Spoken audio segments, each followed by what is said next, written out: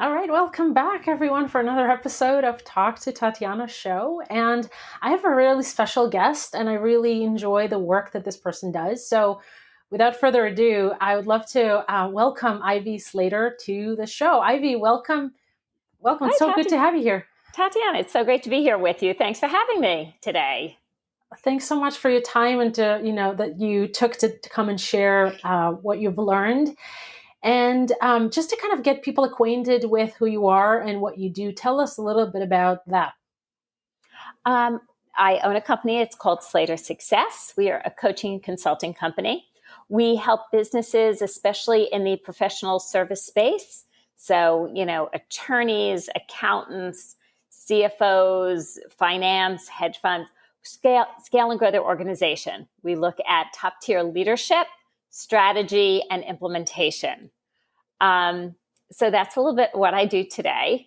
And started this company in January of 2008. We also have a successful podcast that you have been on called Her Success Story. And I host a LinkedIn live show called Slater Success Live on LinkedIn. That's awesome. It's awesome. And what are some of the transformations that clients that you work with experience, kind of where they start and where they end up?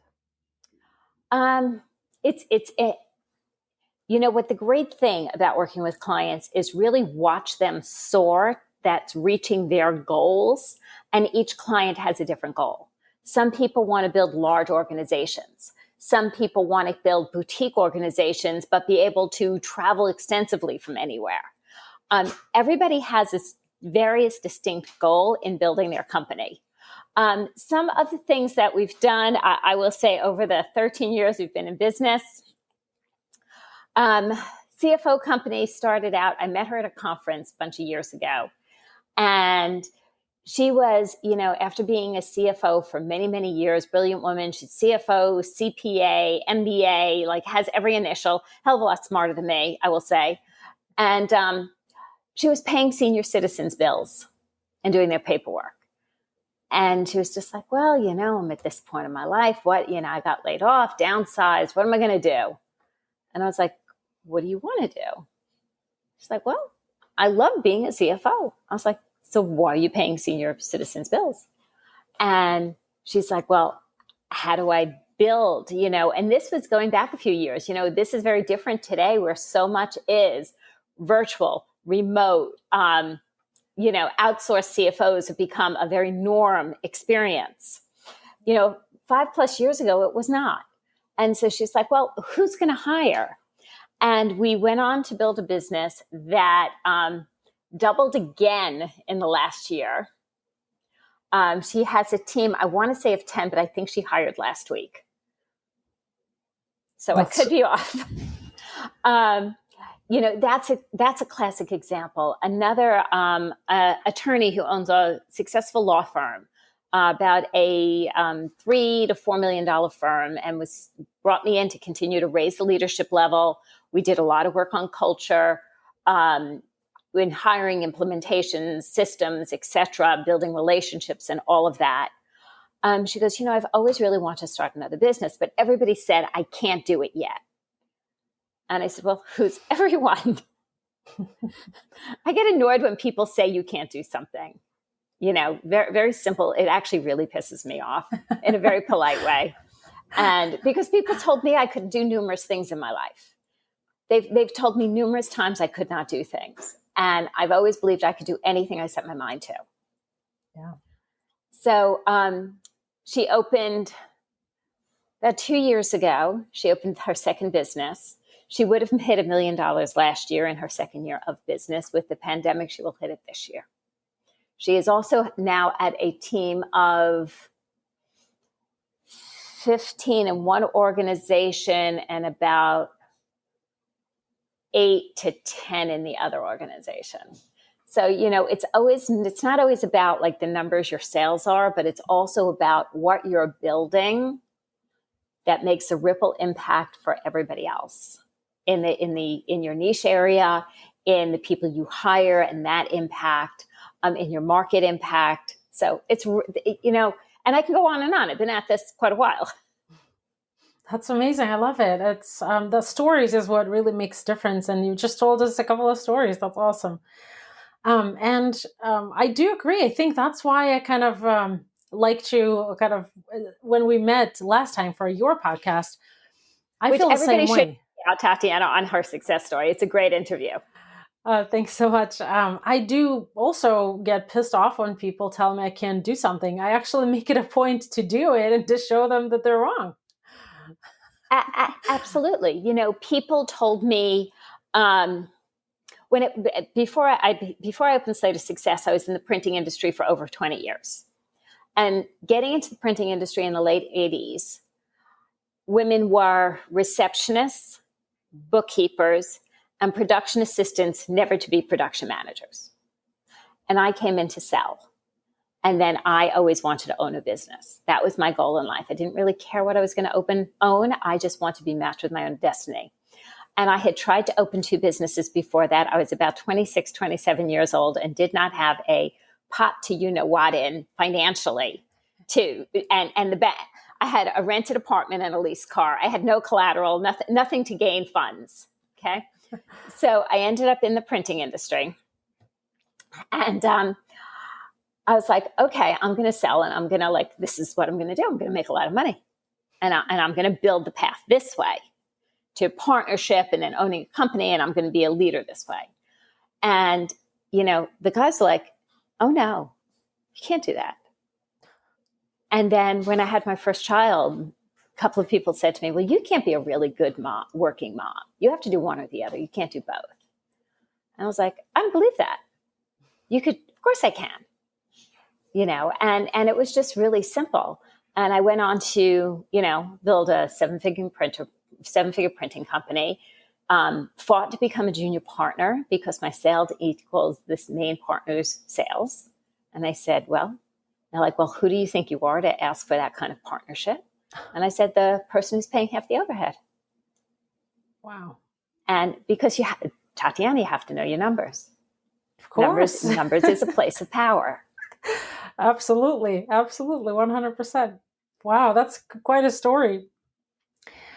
So as you kind of moved into becoming your own boss and owning your own business, how did that process get started? Like, what prompted you to start your own business? I know that you said that you've, always wanted to, but then what actually was the final brick or whatever, the final push?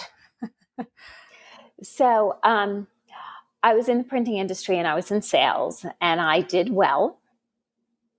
My accounts at the time were W Magazine, Harper's Bazaar, Town and Country, New York Magazine, Advertising Age. Prevention Mags. I had very good book of business. I did very well. And I wanted a piece of the business because I felt my sales warranted it. And I got shut down and I fought for it. And I eventually became a 10% partner because the production manager owned 10% for 20 years. And they're like, okay, and then you guys will be the legacy coming forward. Well, the production manager within 6 months walked out after 20 years because he wasn't going to be partners with a woman. And this is, I understand the times, this is now the early 90s, and printing was a boys' club. It was very much a boys' club. And, lo and behold, the senior partner is like, well, I'm not going to do this forever. I was like, that's great.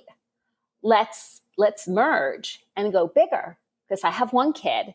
And he's like, yeah, but you're going to have another kid and then you're going to have less time. And I was like, no. If we go bigger, which we could merge and go bigger, I could have another child and because there'll be more support.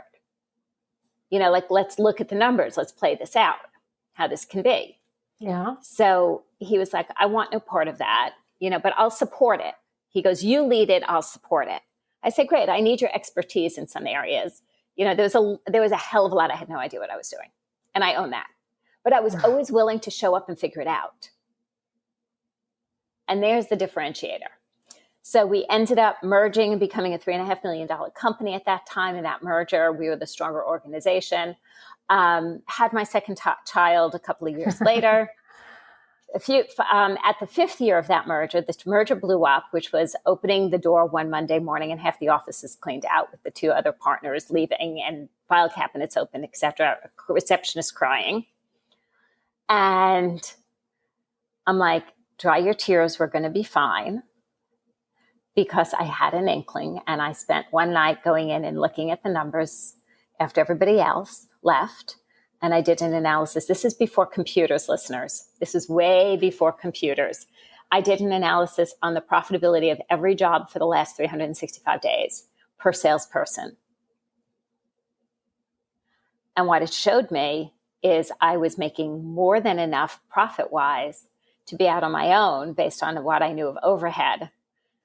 Nice. So that day I went into business for myself. In the printing world, we used to do proposals and you eventually you heard the job was coming, but you kind of had to wait until the art department was ready and it was released. And, and then it was like, well, the deadline hasn't changed, but the artwork should have been here a week ago, but it's here today. That morning, 3 new jobs were released. And I called.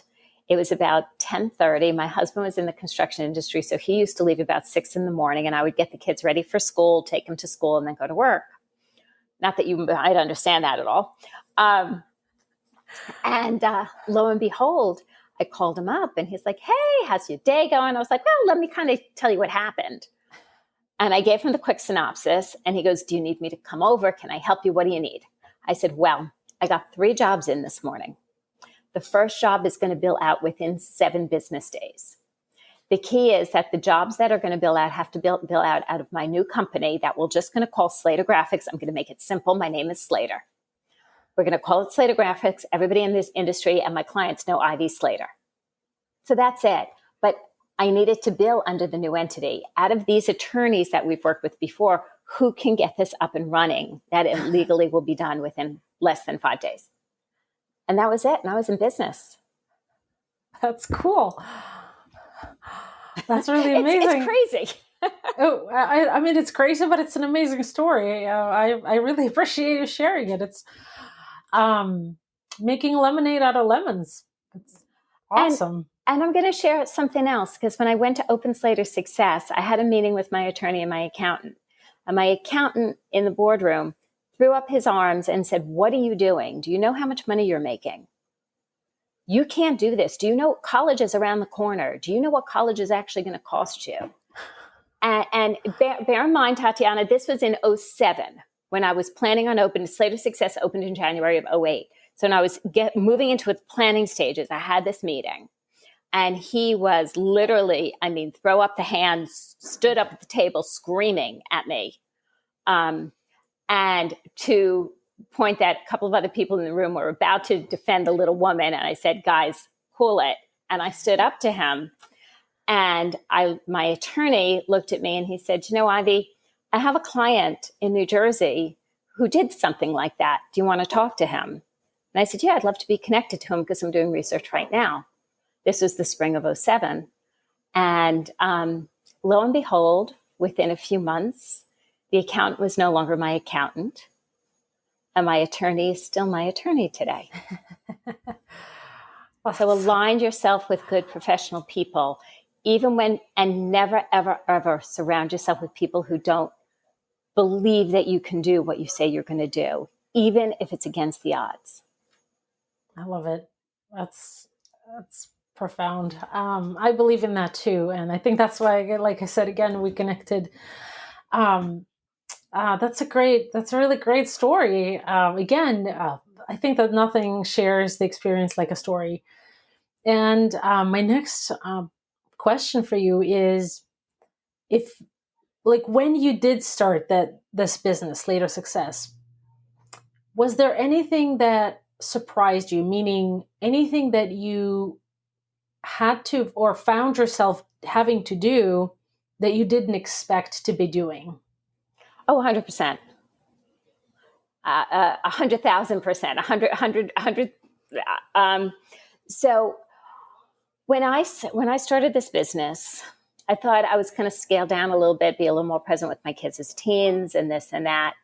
And things changed. My husband's business, unfortunately, had some problems, and financially, I was like, I needed to scale.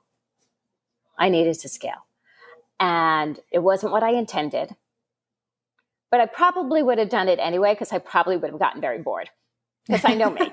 I'm a businesswoman at heart. But this is what I was thinking back then. And so when I knew I needed to scale, and scale like now, not like soon, but now, we needed income. We raised our kids in New York City. It's a high overhead. And I went and got myself a coach. And people were like, well, why does a coach need a coach? And I said, because if not, I'm just going to help everybody else in their businesses and not address my own. That's right. And, the coach is like, okay, you're going to start a newsletter. We're going to start marketing. And I'm like, oh, no, I don't write. I'm not going to do a newsletter. I don't write. I'm a terrible writer. I'm not going to write. Not going to happen. And they're like, no. This is must. This is not negotiable. And I said, and they're like, oh, and you're going to hire a VA. I said, I can barely pay you. How am I paying a VA? And I said, and I've run a business for 20 some odd years. I'm used to with my support team being on the other side of a wall, if not like across the conference table. Monday meetings was like Monday morning, everybody walked in with their coffee. By, 9 o'clock, we were at the table reviewing every job. This, like I'm used to this. How am I working from New York to Atlanta? This is not my gig. And everything she told me to do, I said no to. And then I did it. Because, when you flip the coin, Tatiana, and say, well, if people tell me no and I do it anyway, right? I need to, if somebody's telling me to do something and I'm saying no, I need to look at the other side of the coin. Yeah. I have to be open-minded when I insisted people were open-minded with me. So I've had a newsletter that comes out every Tuesday at 2 p.m. since more than 10 years. Never, ever missed a Tuesday, no matter what. I've written 2 books. I'm not going to write. Terrible writer. I've written 2 books. I market regularly. I do videos. I have stepped into, I have a team of several people who support my company. Actually, one who's been with me about 5-6 years, we've never met in person. We were supposed to last year during the pandemic. And then obviously pandemic one, we still have not met. And there's nothing wrong with that. Nothing's wrong with it. It's a matter of learning new and different efficiencies. Yeah. And I think it also has to do, I don't know if you agree, but it has to do with thinking big. And I often catch myself sometimes thinking small about certain things. And now I started noticing other people doing the same thing. I mean, I don't tell them about it, but I notice it. I pay attention and I'm like, okay, you know what? I'm going to be open-minded. And I stopped telling myself I will never do something, because sure enough, as soon as I say that, I find myself looking to do that. Isn't it crazy? It's 100%. And then we just step into things because it's the right place for us to step into. It's the smart thing for us to do. Yeah. So in all of your experience and kind of this journey that you've been on as an entrepreneur, if someone is listening and there's just thinking about starting something, or maybe are just dreaming about being their own boss, what would be one piece of advice that you could give them? Identify why you want to do this. Why is this important to you? Because stepping into run a business is a journey. And in all journeys, there's highs and lows. And lows are not necessarily bad, but there are highs and lows. You're going to go up a mountain and you're going to go down a mountain. Or if you're a skier, you love going down a mountain, right? So they're not always bad. If you're a climber, that going up is amazing.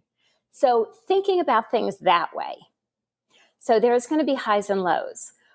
If you're not aligned with your purpose, goal, and reason and why of for doing this, and it is not strong, it is going to overpower.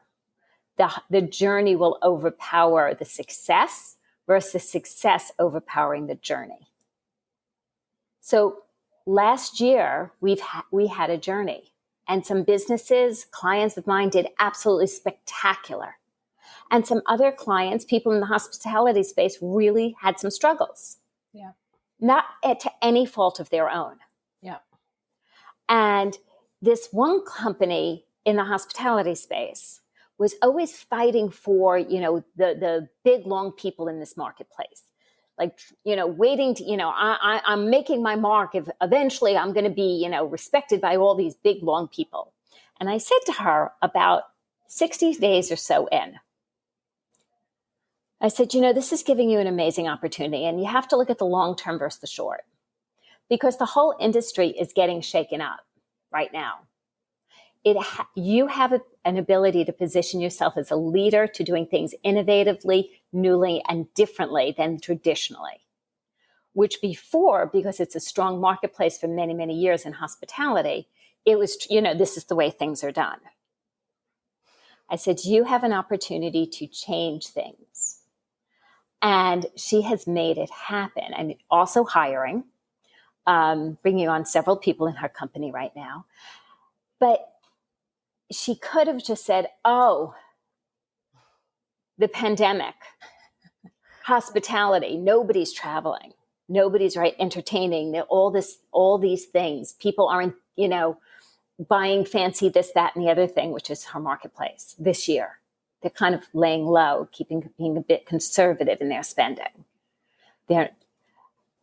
So because of that, right, the journey, I said, well, you could, because of her purpose, her goals, her why, took her through the journey to step into innovation.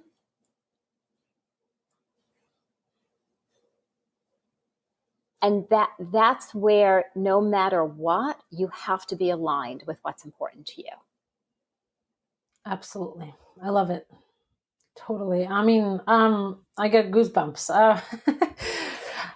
Thanks so much for sharing that. And if people, for everyone who's listening, how can they find and connect with you, and talk a little bit about the download, the link for which will be posted under the video, under the video and in the show notes for the podcast? So I'm very easy to get in contact with. Okay. One, my website is slatersuccess.com. We have a couple of things going on there. There's resources, jump in on it. Use the resources. They're there to help everyone. I'm very active on social media, incredibly active on LinkedIn. And if you really want to know what the non-writer has written, you could download a free chapter of my most current book, which is From the Bar to the Boardroom, Choreographing Business Success Through Authentic Relationships. I'm a very strong believer that relationships are the golden ticket to success. I've built every company and every success I've ever had, from watching my kids succeed through learning how to build relationships. Having lunch next week with somebody I've done business with for over 20 years in various companies in various ways for both of us. And that relationship has resulted in 7 figures of sales. So if you want a little more information on that, check out From the Bar to the Boardroom. Awesome. Thanks so much. And thanks so much for your time today. I really enjoyed our conversation, and I hope that the listeners and viewers will too. Well, thank you so much for having me. It's always a joy to catch up with you. Yeah. Thanks so much.